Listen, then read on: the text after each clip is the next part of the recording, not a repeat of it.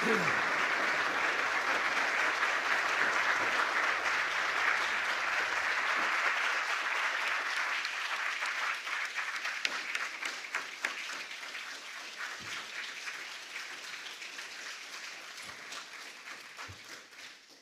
have a seat.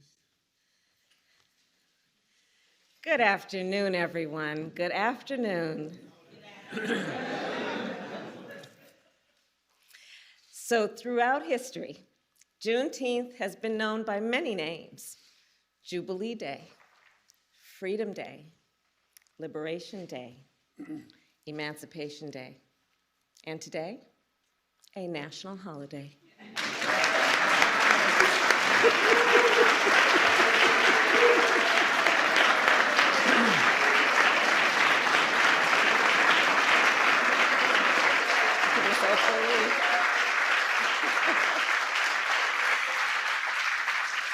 And looking out across this room, I see the advocates, the activists, the leaders who have been calling for this day for so long, including the one and only Miss Opal Lee.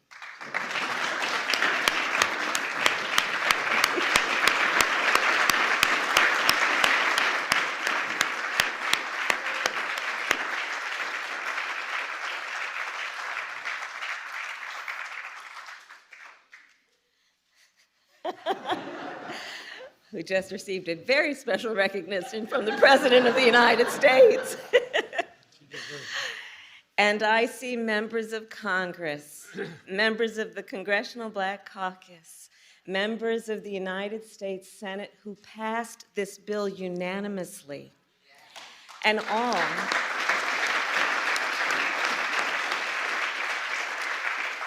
all of whom collectively were responsible for delivering this bill to the President's desk. And I thank you all. We thank you all. Your nation thanks you all. And you know, when we establish a national holiday, it makes an important statement. National holidays are something important. These are days when we as a nation have decided to stop and take stock, and often to acknowledge our history.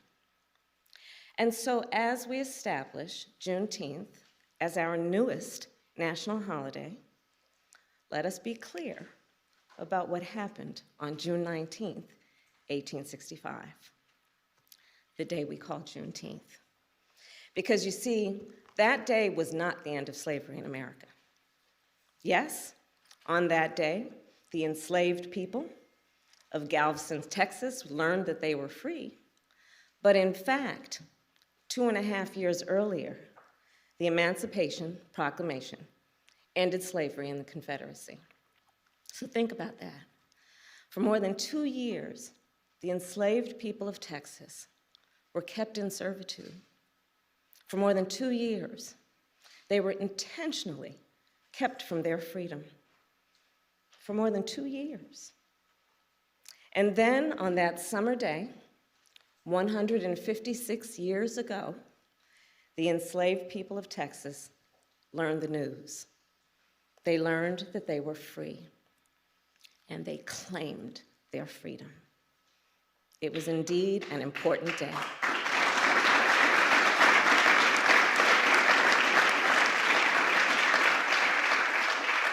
And still, let us also remember, that day was not the end of slavery in America. The truth is, it would be 6 more months before the 13th Amendment was ratified, before enslaved people in the South and the North were free. So as we commemorate the history of Juneteenth, as we did just weeks ago with the history of the Tulsa Race Massacre, we must learn from our history, and we must teach our children our history, because it is part of our history as a nation. It is part of American history. So let me end by saying this. We are gathered here in a house built by enslaved people. We are footsteps away from where President Abraham Lincoln signed the Emancipation Proclamation. And we are here to witness President Joe Biden establish Juneteenth as a national holiday. We have come far, and we have far to go, but today is a day of celebration. It is not only a day of pride, it is also a day for us to reaffirm and rededicate ourselves to action. And with that, I say, happy Juneteenth, everybody.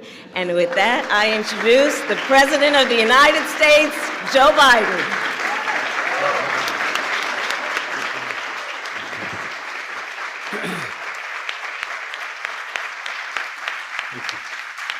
Thank you.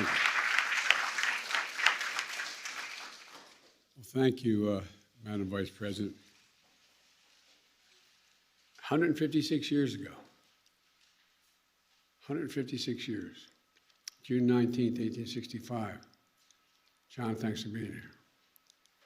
Major General of the Union Army arrived in Galveston, Texas to enforce the Emancipation Proclamation and free the last enslaved Americans in Texas from bondage. The day, as you all know, and we repeat some of what was said, became known as Juneteenth. You all know that. A day that reflects what the Psalm tells us. Weeping may endure for a night, but joy cometh in the morning. Juneteenth marks both the long, hard night of slavery and subjugation and a promise of a brighter morning to come. This is a day of profound, in my view, profound weight and profound power. A day in which we remember the moral stain, the terrible toll that slavery took on the country and continues to take. What I've long called America's original sin. At the same time, I also remember the extraordinary capacity to heal and to hope and to emerge from the most painful moments in a bitter, bitter version of ourselves, but to make a better version of ourselves. And today we consecrate Juneteenth for what it ought to be, what it must be, a national holiday. As the Vice President noted, a holiday that will join the others of our national celebrations, our independence, our laborers who built this nation, our servicemen and women who served and died in its defense, and the first new national holiday since the creation of Martin Luther King holiday nearly 4 decades ago. I'm grateful to the members of Congress here today, in particular to the Congressional Black Caucus, who did so much to make this day possible. I'm especially pleased that we showed the nation that we can come together as Democrats and Republicans to commemorate this day with an overwhelming bipartisan support of the Congress. I hope this is the beginning of a change in the way we deal with one another. And we're blessed to mark the day in the presence of Miss Opal Lee. As my mother said, God love her.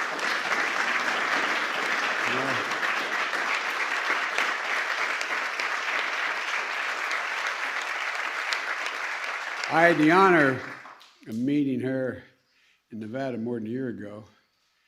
She told me she loved me, and I believed it. I wanted to believe it.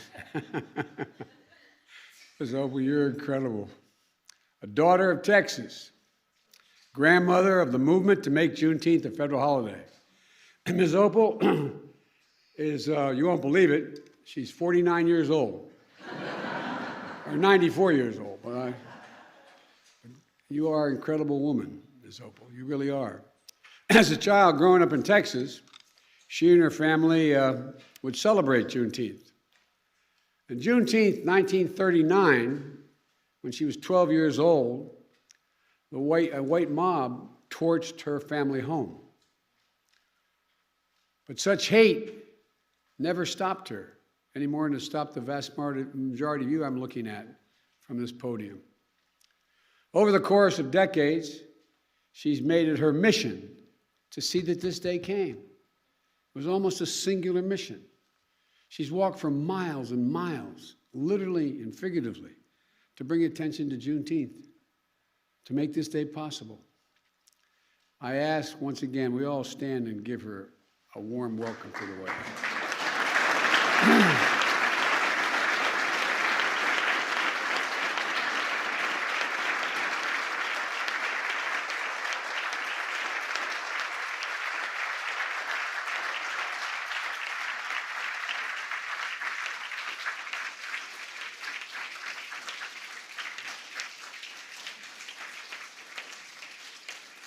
As they still say in the Senate, and I said for 36 years, if you excuse me for a point of personal privilege, as I was walking down, I regret that my grandchildren aren't here, because this is a really, really, really important moment in our history. By making Juneteenth a federal holiday, all Americans can feel the power of this day and learn from our history and celebrate progress and grapple with the distance we've come, but the distance we have to travel, Jim. You know, I said a few weeks ago, marking the 100th anniversary of the Tulsa Race Massacre, great nations don't ignore their most painful moments. Great nations don't ignore their most painful moments. They don't ignore those moments in the past. They embrace them. Great nations don't walk away. We come to terms with the mistakes we made. And in remembering those moments, we begin to heal and grow stronger. The truth is, it's simply not enough just to commemorate Juneteenth. After all, the emancipation of enslaved Black Americans didn't mark the end of America's work to deliver on the promise of equality. It only marked the beginning. To honor the true meaning of Juneteenth, we have to continue toward that promise, because we've not gotten there yet.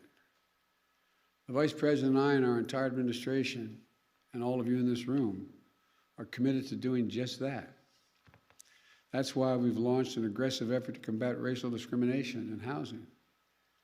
Finally address the cruel fact that a home owned to this day by a Black American family is usually appraised at a low rate for a similar home owned by a white family in a similar area. That's why we committed to increasing Black home ownership, one of the biggest drivers of generational wealth. That's why we're making it possible for more Black entrepreneurs to access capital, because their ideas is good, they lack the capital to get their fair share of federal contracts so they can begin to build wealth.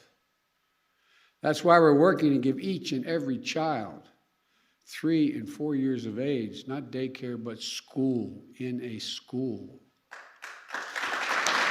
That's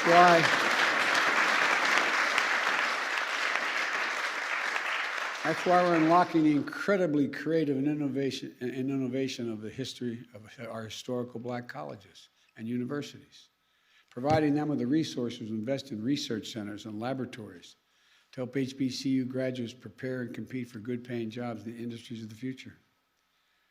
Folks, the promise of equality is not going to be fulfilled until we becomes real in our schools and on our main streets and in our neighborhoods. Our healthcare system, and ensuring that equity is at the heart of our fight against the pandemic. In the water that comes out of our faucets, and the air that we breathe in our communities, in our justice system, so that we can fulfill the promise of America for all people, all of our people. And it's not going to be fulfilled so long as the sacred right to vote remains under attack.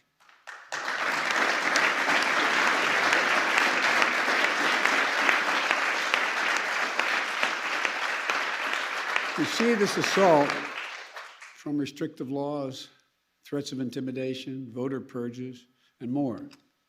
An assault that offends the very democracy, our very democracy. We can't rest till the promise of equality is fulfilled for every one of us in every corner of this nation. That, to me, is the meaning of Juneteenth. That's what it's about. So let's make this very Juneteenth, tomorrow, the first that our nation will celebrate all together as one nation. A Juneteenth of action on many fronts. One of those is vaccinations.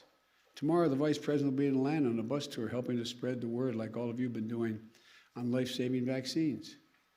And across the country this weekend, including here in Washington, people will be canvassing and hosting events in their communities, going door to door, encouraging vaccinations.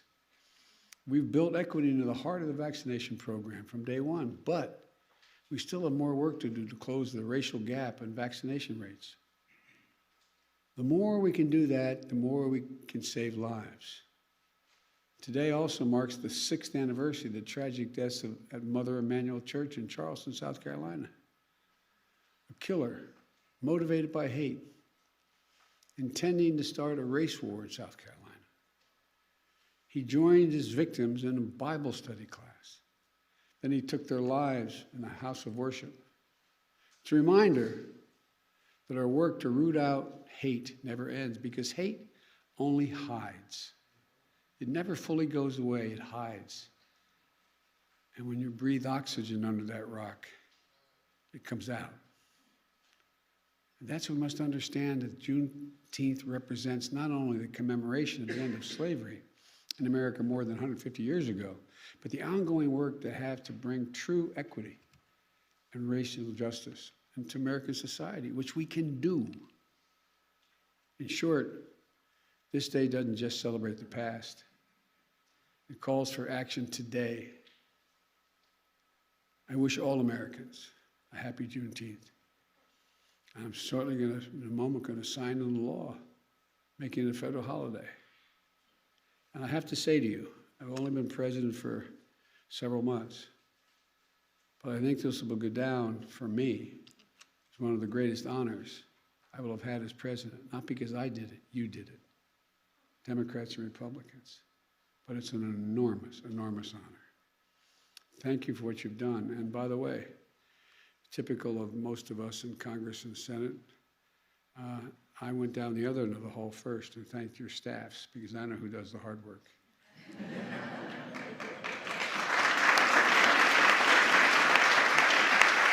No, they're down there. They're at the other end, but I thank them as well. May God bless you all, and may God protect our troops. Thank you. Now,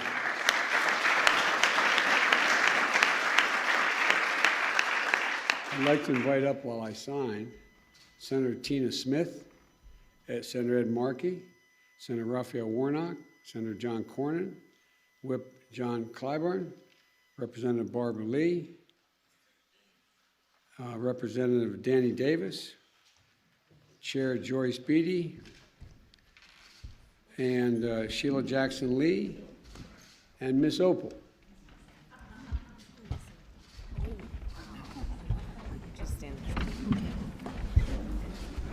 You should have my chair.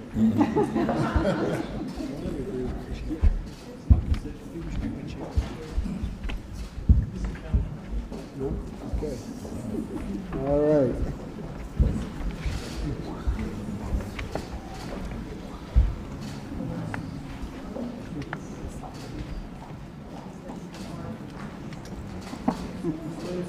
Thank you.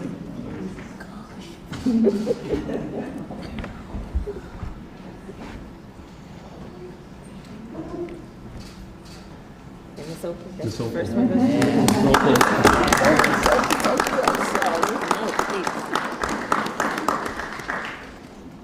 I never understand how Barack did this. You did it great. You gotta make sure.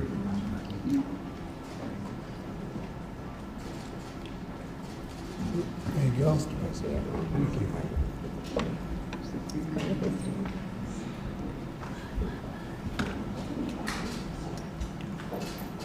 Thank you, Mr. President.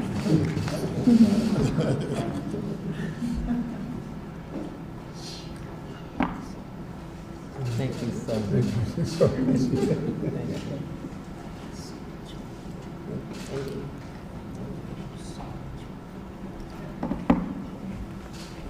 Thank you. got 3 more. I got to make them more my name.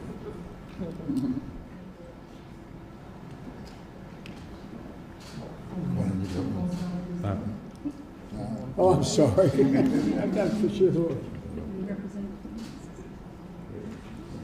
There it is. There's a man. Texas. Texas. Did anybody else? Oh, yeah, okay, man. I'm sorry, man. Congressman Davis. Thank you, man. Thank you. All right.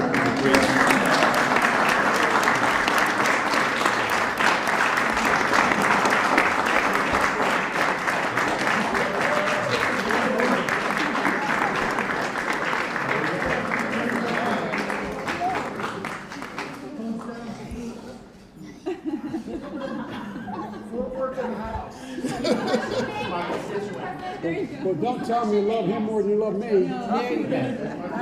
That's smart. Not today, she said. All right. Well, thank you, everybody. Thank you. Thank you. It's an honor. It's a very honor.